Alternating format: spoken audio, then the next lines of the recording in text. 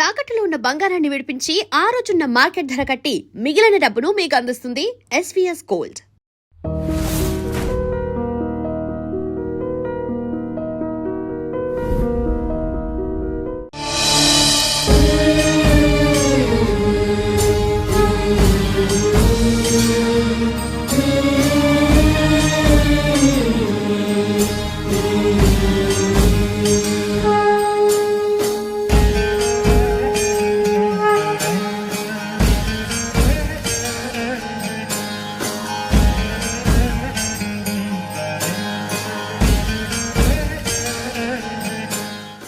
ద్వాదశ జ్యోతిర్లింగాలు ఈ భూమి మీద సర్వ మానవాళి పాపాలను పటాపంచలు చేసే ఆధ్యాత్మిక సౌరభాలు. ఎల్లవేళలా నిలిచి ఉండడానికి ఆ మహాదేవుని మహిమలు మనలను పునీతులను చేయడానికి ఉద్భవించినవే ద్వాదశ జ్యోతిర్లింగాలు.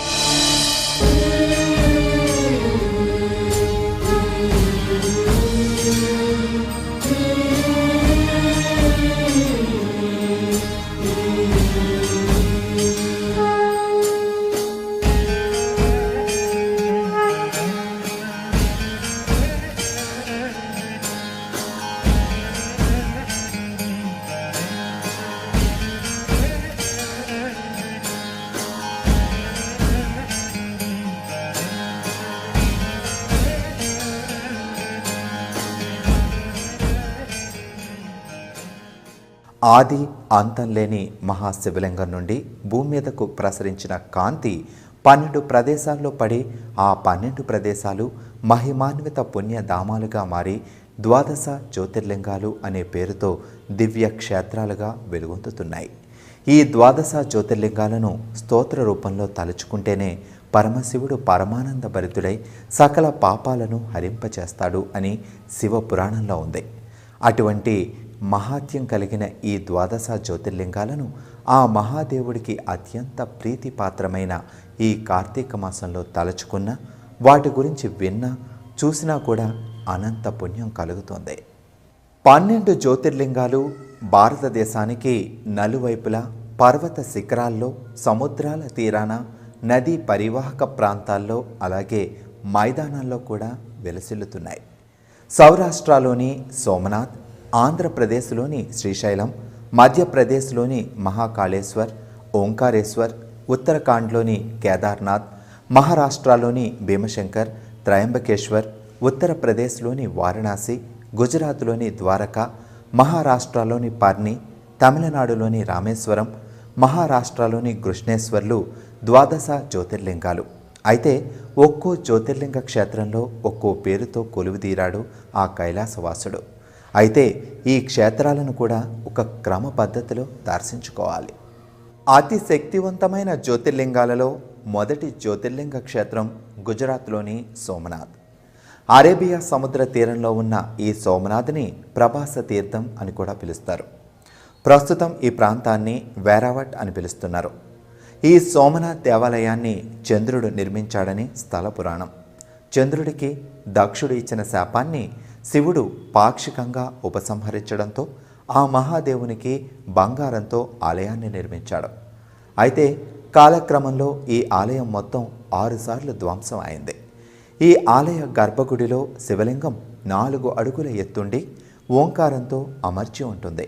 ఇక్కడికి వచ్చే ప్రతి భక్తుడు ముందుగా సముద్ర స్నానం ఆచరించి ఆ తర్వాత సోమేశ్వరుని దర్శనార్థం ఆలయంలోకి వెళతారు. ఈ సోమనాథ జ్యోతిర్లింగం ఆది జ్యోతిర్లింగంగా ప్రసిద్ధికెక్కింది.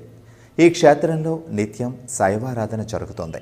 ప్రత్యేక అలంకరణతో సోమేశ్వరుడు భక్తులను అనుగ్రహిస్తూ తన మహిమలను చాటుతూ ఉంటాడు. ఈ క్షేత్రం శైవులకు మాత్రమే కాదు, వైష్ణవులకు కూడా ఆరాధ్యనీయం. ఎందుకంటే ఇక్కడికి దగ్గరలోనే బల్కా తీర్థంలో వేటగాడి బాణం తగిలి కృష్ణుడు అవతారం చాలించాడని స్థల పురాణం. సోమనాథ్లో హిరణ్, సరస్వతి, కపిల నదులు సముద్రంలో కలిసి త్రివేణి సంగమం దృశ్యం అతి మనోహరంగా ఉంటుంది.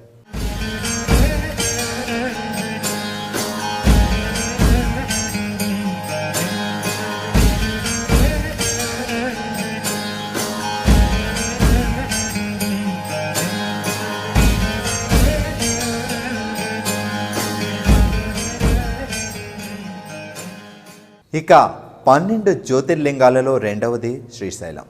భూలోక కైలాసంగా భావించే ఇక్కడ ఆ మహాదేవుడు శ్రీ మల్లికార్జున స్వామిగా కొలువు తీరాడు. అందుకే చాలామంది శ్రీశైల మల్లన్న అని పిలుస్తారు. ఇక్కడ శివ దర్శనానికి ముందు ఖచ్చితంగా సాక్షి గణపతిని దర్శించుకోవాలి. మనం ఈ క్షేత్ర దర్శనం చేసుకున్నట్లు మల్లికార్జునునికి గణపతి విన్నవిస్తాడని చెబుతారు. ఈ క్షేత్రంలోని మరో ప్రత్యేకత ఏంటంటే ఈ క్షేత్రంలోనే అష్టాదశ శక్తి పీఠాలలో ఒకటైన భ్రమరాంబికాదేవి శక్తిపీఠం కూడా ఉంది. ఒకే క్షేత్రంలో జ్యోతిర్లింగం, శక్తిపీఠం దర్శించుకోవడంతో జన్మ ధన్యం అన్న భావన కలుగుతోంది. వేకువజామున మల్లికార్జున దర్శనార్థం వెళ్ళిన వారికి గర్భాలయంలోకి వెళ్ళి సాక్షాత్తు ఆ మహాదేవుని దివ్య లింగాన్ని తాకే భాగ్యం ఉంటుంది. ఈ శ్రీశైల శిఖరాన్ని దర్శించుకుంటే పునర్జన్మ ఉండదని భక్తుల నమ్మకం. ఇక ఈ క్షేత్రంలో ఎన్నో పురాతన ఆలయాలు, తీర్థాలు ఇప్పటికే రహస్యంగా అలరారుతున్నాయి. కుమారస్వామి అలిగి ఇక్కడికి వచ్చి ఉండిపోతే పార్వతీ పరమేశ్వర్లు చూడ్డానికి వచ్చి ఇక్కడ కొలువయ్యారని చెబుతారు. ఇక్కడికి దగ్గరలోనే కుమారస్వామి ఉంటారని, ప్రతి అమావాస్య రోజు శివుడు, పౌర్ణమి రోజు పార్వతీదేవి కుమారస్వామి దగ్గరకు వెళ్ళి చూసి వస్తారని స్థల పురాణం చెబుతోంది. ఇక ఇక్కడి ప్రకృతి రమణీయ దృశ్యాలు, కృష్ణానది పరవళ్లతో ఆహ్లాదకరమైన అనుభూతి, ఆది దంపతుల దర్శనంతో చెప్పనలవిగాని ఆధ్యాత్మిక అనుభూతి వంటివి కలిగించే దివ్య పుణ్యధామం ఈ శ్రీశైల జ్యోతిర్లింగం. ఇక జ్యోతిర్లింగాలలో మూడవది ఉజ్జయినిలోని మహాకాళేశ్వర లింగం. ఇది స్వయంభూగా వెలిసిన మహాలింగం. రాక్షస అంతం కోసం ఉద్భవించిన మహాదేవుని స్వరూపం. కృష్ణానది సమీపాన వెలిసిన ఈ క్షేత్రంలో మహాకాళేశ్వరునికి ప్రత్యేక అలంకరణ చేస్తారు. ఇక భస్మాభిషేక ప్రియుడైన శివునికి భస్మ మందిరంలో భస్మాభిషేకం నిర్వహిస్తారు. ఆవు పేడతో తయారు చేసిన భస్మంతోనూ, అలాగే అప్పుడే కాల్చిన మనిషి శవం నుండి వచ్చిన భస్మంతోనూ ఈ అభిషేకాన్ని నిర్వహిస్తారట. కానీ ఈ అభిషేకం జరిగేటప్పుడు కేవలం పురుషులను మాత్రమే అనుమతిస్తారు. ఈ క్షేత్రాన్నే మహా శ్మశానం అని కూడా పిలుస్తారు. ఇక్కడ మరణించిన వారికి పునర్జన్మ ఉండదని ప్రతీతి. భస్మాభిషేకాన్ని 10 మంది నాగసాధువులు కలిసి నిర్వహిస్తారు. ఉజ్జయిని మహాకాళేశ్వర లింగం క్రింద శాఖా యంత్రం ఉందని చెబుతుంటారు. ఇక ఇక్కడే జగన్మాత కూడా మహాకాళిగా వెలిసింది. అందుకే ఈ ఉజ్జయిని అష్టాదశ శక్తి పీఠాలలో ఒకటిగా వాసికెక్కింది. ఈ క్షేత్ర సమీపంలో ఉన్న స్వప్నేశ్వర స్వామిని దర్శించుకుంటే మనకు వచ్చిన కలలు నిజమవుతాయని అంటారు.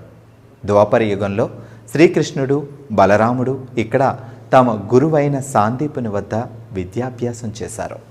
జ్యోతిర్లింగాలలో 4వది మధ్యప్రదేశ్లోని ఓంకారేశ్వర లింగం.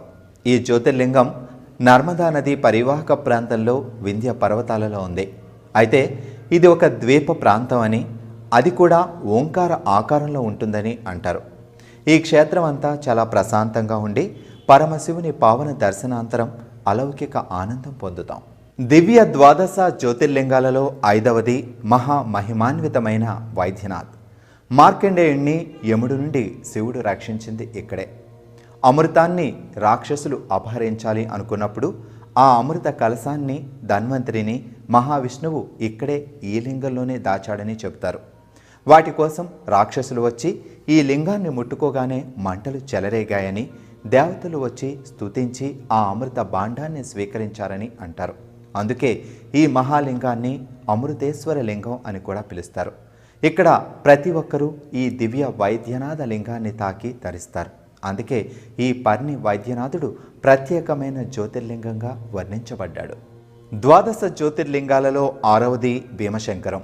అయితే ఈ పేరు కుంభకర్ణుని కుమారుడైన భీముడు అనే రాక్షసుడి పేరు మీద వచ్చింది.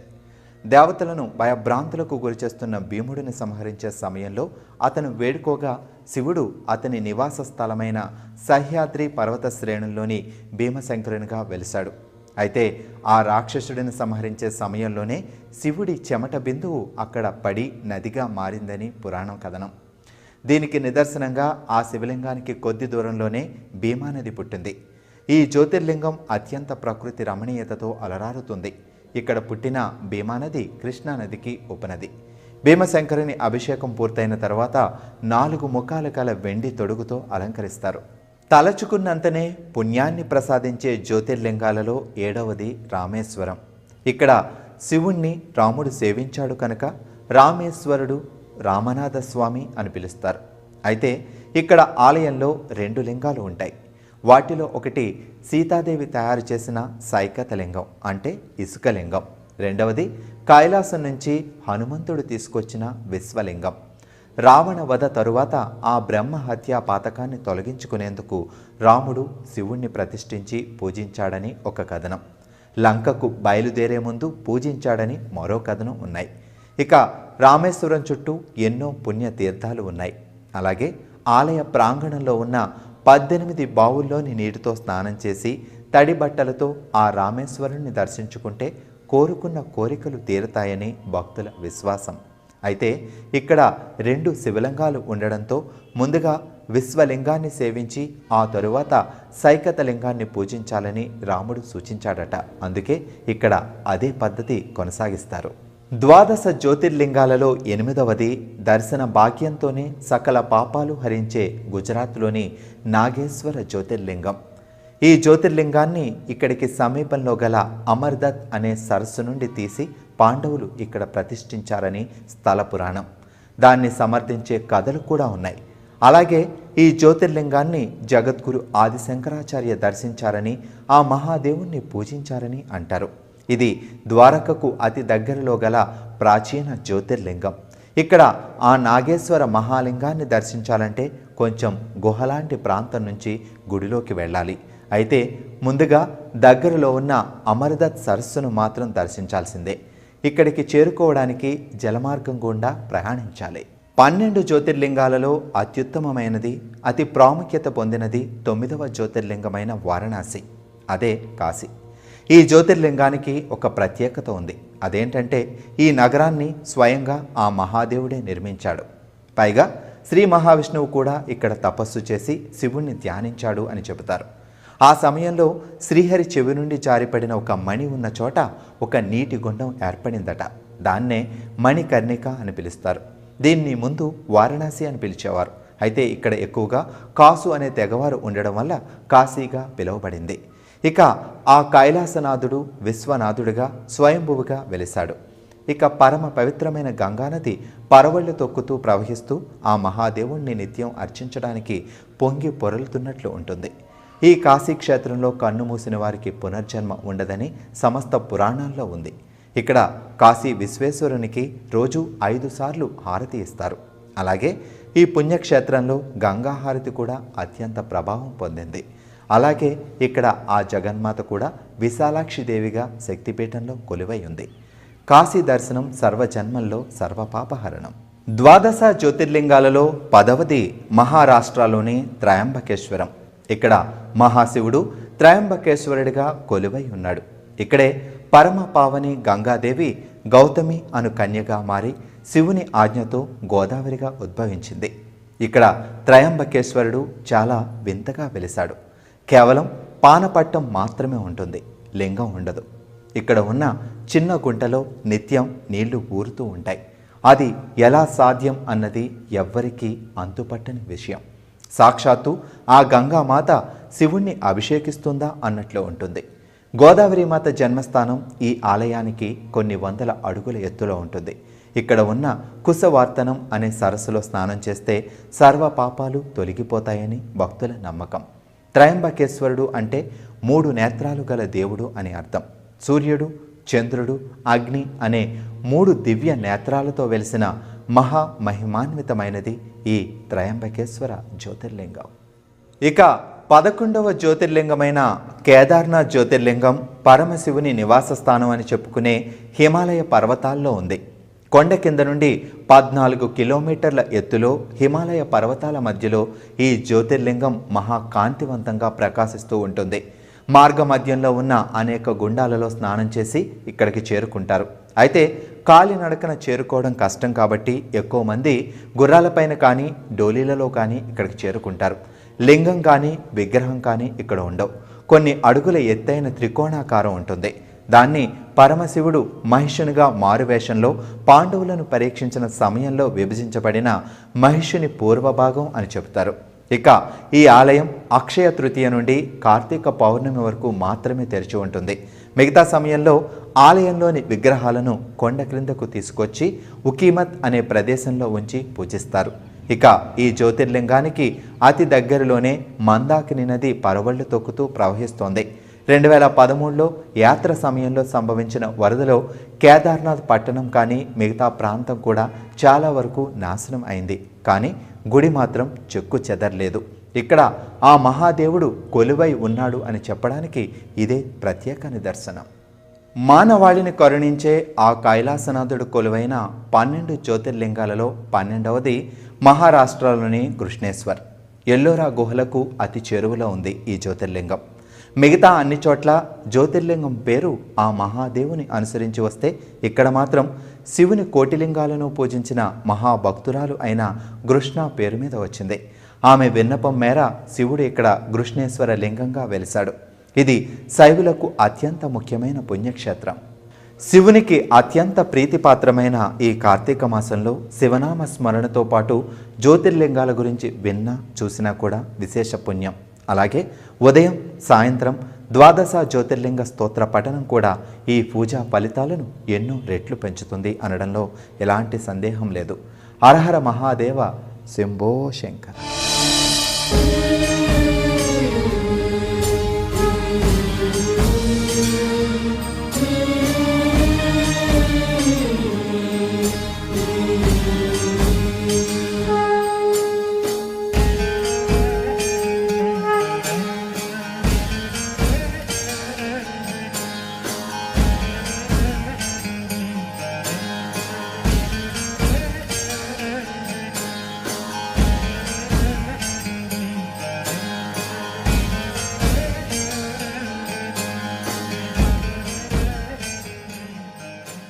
Hi, this is Isha Chavla. This is Manara Chopra. Hi, this is Kartikeya. నేను డైరెక్టర్ తేజ అని. Press the bell icon for more updates. For more such videos, please subscribe to iDream. For more videos, please subscribe to iDreams. For more videos, please subscribe to iDream. And you're watching iDream Media. Please like, share, and subscribe to the channel. And don't forget to subscribe to iDream. Please subscribe iDream Media. Do subscribe to iDream. Subscribe to iDream Media. Do subscribe to iDream Media. Don't forget to subscribe.